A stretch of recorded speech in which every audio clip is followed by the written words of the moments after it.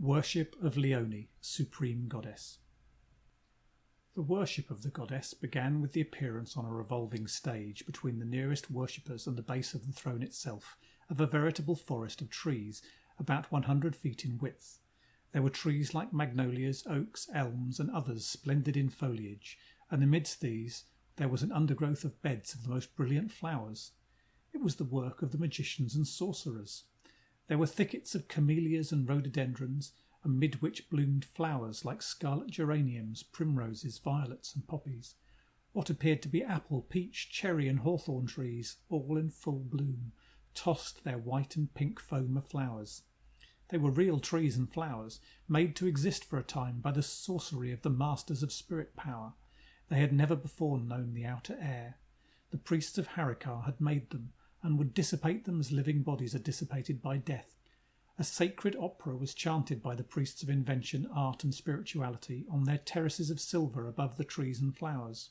As the music continued, groups of singers would at times sweep forth on wings and float in wheeling circles around the throne. Their delightful choruses swelling upward were like draughts of rich wine, keen and intoxicating. The priests and spiritual powers marching beneath filled the vast building with broad recitatives, full of vividly descriptive passages and finely contrasted measures, until the soul seemed melted in a sea of bliss. The throne was bathed and caressed by a blue vapour of incense, while from the great dome above, filled with figures formed of enamelled glass, there streamed lights of all mysterious colours that illuminated its gleaming sides and lit up the amphitheatre with ineffable effects. A warm rosy beam falling perpendicularly enveloped the goddess like a robe of transparent tissue. She sat a living statue, the joy of every heart, the embodiment of a hopeless love that kept the worshipper in a fever of delicious unrest. Wherever the eye wandered, it always came back to the goddess. Whatever the soul thought, its last thought was of her. Amid a tempest of music and thundering song of 200,000 voices repeating a litany of love, the throne itself began to revolve upon the silver cone that supported it. A fresh rapture took possession of the multitude. In the soul of the goddess, what must have been the joy of being surrounded by such an ocean of adoring love? As I mused on the scene, I thought of the Colosseum at Rome, raised to the glory of barbaric force, of empire founded on the blood of its victims, and, being such, has necessarily passed away, becoming a heap of ruins. Here, I thought, is a temple founded on a nobler idea, the glory of the human soul, its ingenuity, art, and spiritual forces. Many in the outer world would say it was an idolatrous attempt on the part of the creature to usurp the throne of its creator, yet it was strangely like the religion of such people themselves. There, as here, I thought, is the same worship of gold, the same dependence on the material products of man's invention, the same worship of art, the same idolatry of each other's souls between the sexes. There is this difference, however. In the outer world, men pretend that they worship something other than such objects. Here they have the honesty to say what they actually do worship. Apart from the idea of attempting to rationalise a friendship that can only exist in a realm that knows neither interest, fortune, time, ambition, temper, nor sensual love, their idolatry had one splendid truth to unfold, viz. The necessity of a soul for an arid and mechanical civilization. Every intellect shall enfold a soul, was their motto, and there was this sanity in their creed, that sentiment was the breath of its life. Science abhors sentiment. It is the cold investigation of that which once thrilled with the passion of life. While the singing continued, a band of neophytes of occult force performed marvellous feats of magic, led by the grand sorcerer Chaka, chief of the magicians of Harikar. The people sat enraptured as miracle after miracle was performed. At the waving of fans by the adepts, plants issued from the hands of every god of gold, clothing the throne in one endless wreath of brilliant crimson blossoms and green foliage. The fans again waved, and that crimson mass of flowers turned to a pale green, while again the green foliage changed to a vermilion colour.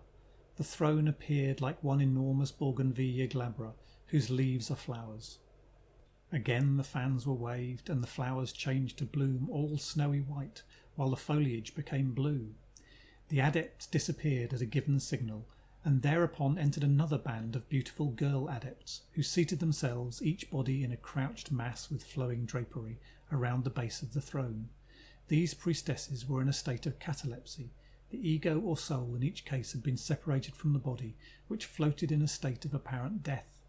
They had so developed their will by thinking enormous thoughts, yearning for spiritual power, that they could suspend the functions of the body and give all their existence to the soul.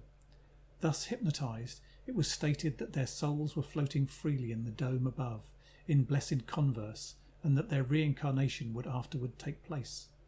The organ rolled a blessed monotone with variations exquisitely sweet. The light in the dome faded perceptibly by the magical shadowing of its windows until the rapt audience sat in complete darkness. A circle of electric lights burned around the goddess on top of the throne, illuminating her figure. The lights faintly lit up the dome, and presently appeared as nude spectres the 50 souls of the priestesses who crouched beneath. The organ, reinforced with the wailing of 100 violins, produced a storm of the most delirious music, while the souls flashed with a strange phosphorescence like a circle of fire. They wheeled with their arms extended horizontally, each aura lying at an angle of 45 degrees with the horizon. Then, with hands clasping each other's feet, they became a vertical circle like the wheel of fortune, and thus went round and round. Again they revolved in a circle, faces downward, with arms and hands stretched in an attitude of worship, forming for the goddess a wreath of souls. Presently each soul sought its own body floating beneath. The bodies expanding themselves absorbed each its own soul. With the returning light of the outer sun, the forest beneath the throne had disappeared, and the circular stage was occupied by a band of sorcerers, each having balls of jelly of various colours floating before him. At the command of the grand sorcerer, the balls would transform themselves into strange animals resembling cats, dogs, monkeys, serpents, geese, wolves and eagles. This was a tableau representing man's supremacy over inferior life. A company of twin souls of the greatest beauty and splendour of raiment took possession of the circular platform beneath the throne, and thereupon danced in rhythmic circles, wonderfully entrancing and involved, chanting in harmony with the movement of their bodies the following hymn to Leone. O goddess, O deity glorious, with golden wan face and the bloom of spirit and figure victorious, O jewel that lighteth gloom, men call thee the soul of a lover, invested with purest of clay, a chrysalis eager to hover, and to fly from thy prison away. A nautilus blown on the tide lave, so naked a pearl and so pure, or coral that sucks from the sea wave, those marbles that ever endure, thus float on the ocean of being, or fathom its deep-flowing sea, that feeling, believing and seeing, thy glory will worshipped be. With sense of the body made captive, while that of the soul is complete, for love of pure being receptive, so blessed extravagant sweet. O victim, thy joys are Marissa's, who died on the bosom divine, her madness of rapture appeases, the hunger of soul that is thine. Inflammable impulse of beauty, the breath of whose ardour is grief, the God in fulfilment of duty hath stamped thee in highest relief. From pots of auriferous metal, made pure by the torment of flame, he pressed thee in fearful begettal, a coinage too perfect for shame. He made thee most splendid a flower, a heavy sweet rose to unfold, some petals immortal and shower their fragrance on earth frozen cold. O golden-hued rose in such fashion, by the love of the world thou art sought, thus flushed with the triumph of passion, or pale with the splendour of thought. O soul that inhales from the blossom, delight in the rapture of breath, a goddess aflame with her passion, ere beauty is wedded to death. O virginal soul of the fountain, alive with the water of youth, all these on the golden high mountain, thou dwelleth, the image of truth. What followed was an intoxicating medley of dancing, song and magic. Circles of the fairest girls, arrayed in the most ravishing costumes, made the brain whirl with their gyrations. The oblation to the dancing gods wound up the performance, and the chorus of 1,000 voices blended with the triumph of drums and explosions from musical artillery. The incomparable girl goddess then rose to her feet and waved the blessing of Harikar over the multitude. The girdle of gold that clung to her figure blazed with 1,000 jewels. Her tiara sparkled with enormous diamonds that were blue as sapphires, amber as topazes, green as emerald, and red as rubies. Accompanied by the wailing of music, the chant of megaphones, and the song of the enraptured people, she sank into the heart of the throne, glorious as she rose, herself its most precious jewel. End of chapter 20.